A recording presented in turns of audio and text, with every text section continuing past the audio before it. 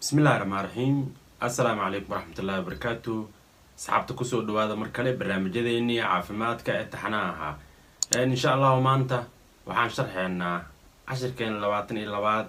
koorsadeen ka koobneed kontonka cashir oo aan uga hadlaynay hooyada iyo dhalaanka iyo xanuunada la soo dirsa xilliga uurka. cashirkeena maanta waxaan ku sharxeynaa maxaa sababa ama keeno in ilmaha qaar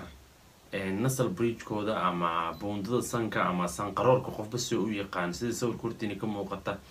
yacni uusan u samaysmin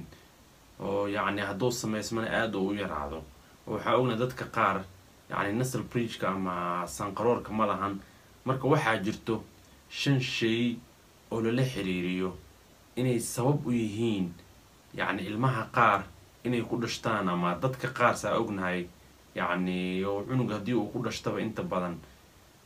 لقى يا وقفكوا انه قاطو وح يعني نورمال او عادي وزاوجنا دتك قار يعني وحي يعني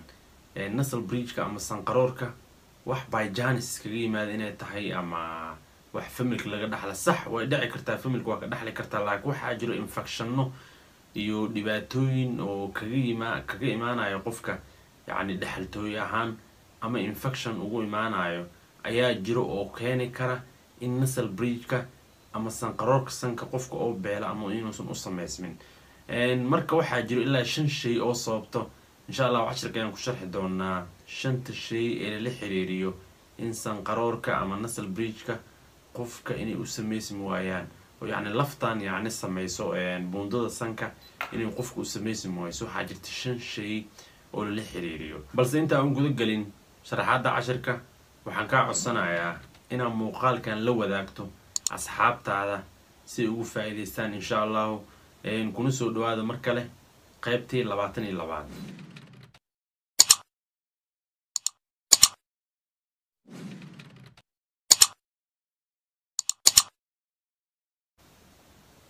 low nasal bridge-ka ama in sanqaroorka qofka u samaysmi waayo ama yacni inuu aad u yaraado sida sawirka hortiina ka muuqato waxaa jiro 5 shay oo la xiriiriyo ama sababto. marka hal waa la soo raaciyaa 4 shay ayaa inta badan yacni waxa sababta u yacni cunuga marka uu dhalanayo yacni in sanqaroorkaas uu samaysmi waayo yacni buundadaas ama laftaas yacni bridge ka sameynaysa ama buundadaas sameynaysa inay samaysmi wayso. halna yacni oo shanaad qodob shanaad gadaal ayaa ka arki doona waa wax يعني قفك أصير هدي حتى أوسميسين هاي جدال كيما هذا أو يعني دبعت هذا يعني وقت مع هذا يعني عنق مركو دشت كذب من قفك يعني مركو ينادي كذب وعدبعت وقت مع هذا وعارك دونا. لكن أفر شيء أيها جرتو أو الصواب أما اللي حريريو حلقة أوركا إن عنقه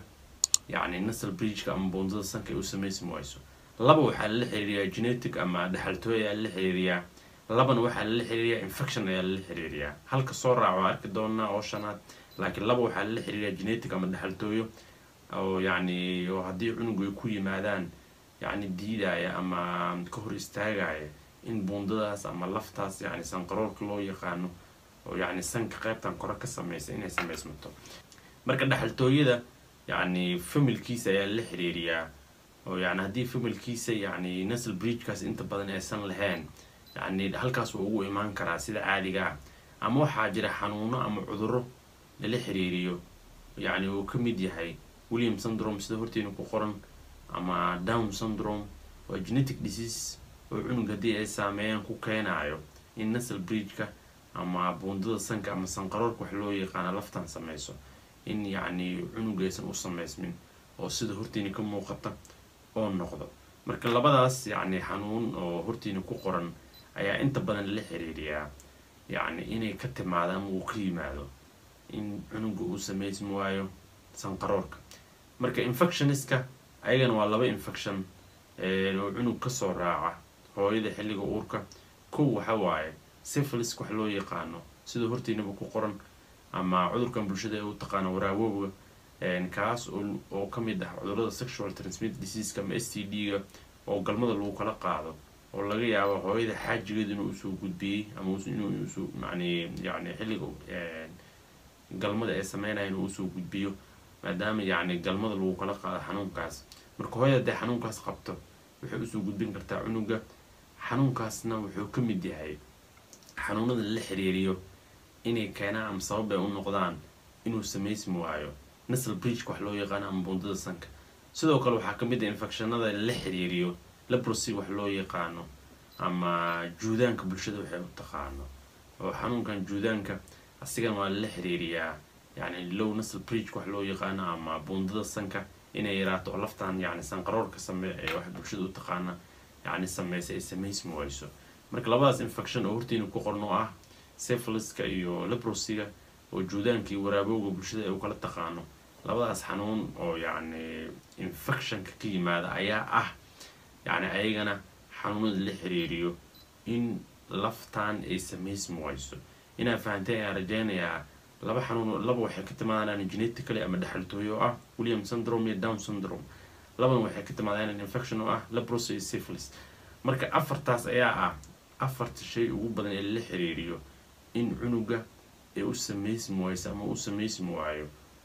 laftaan samayso sanqaroorka marka waxaa la soo raacayaa accident qodobka shanaad oo ah shil haddii qofka shil oo galo oo laftaan oo ka jabo sidoo kale ayadana sanqaroorka sidaas yani uu ku baali karaa oo yani qofka si weyn oo kale yani hadii uu shilkaas ama accidentkaas oo galo marka shantaas shay ayaa ah shanta shay ee ugu caansan ee sababta low nasal bridge wax loo yaqaano ama buundada sanka inay samaysmi wayso ama sanqaroorka qofka inuu samaysmi waayo marka hooyooyinka waxaan kula talinaynaa in haddii hooyada cunugeeda ay ku aragto in nasal bridge ama sanqaroorka yani uusan u samaysnayn yani wuxuu ka imaan karaa sida sheegnay afarta shay ee ugu caansan iyo qodobka la soo raacay waa accident waa shil waa la fahmi karaa laakiin afarta shay oo labana genetic ay ka timaado ama dhaxaltooyo ay ka timaadaan labana infection ay ka timaado ayuu ka imaan karaa marka hooyada waxaa fiican haddii cunugeeda ay ku aragto in sanqaroor uusan lahayn maadaama uu ka mid yahay waxyaabaha yani qofka qurxiya ama si kale marka loo eego يعني sabab laan wax ku yimaado ma jiraan yani sabab ayaa jirta ka dambeysay inuu sanqaroorkaas imaado ama ha ahaato wax yani familkiisa ka soo raacay ama ha ahaato xanuunada aan sheegayno marka waxa fiican hooyada in dhakhtar la xiriirto si loo soo xaqiijiyo yani waxa sababay ama ka dambeeyo in nasal bridge-ka ama buundada sanka ay samaysmi wayso yani inaan fahanteen ayaa rajaynayaa waxa uu yahay iyo waxa sababo iyo yani asal ahaan halka ay ka timaado dhibaatada in nasal bridge-ka ama buundada sanka ay samaysmi wayso insha Allah taala casharka intaas ay kusoo koobeynaa. Assalaamu calaykum waraxmatullaahi wabarakaatuh.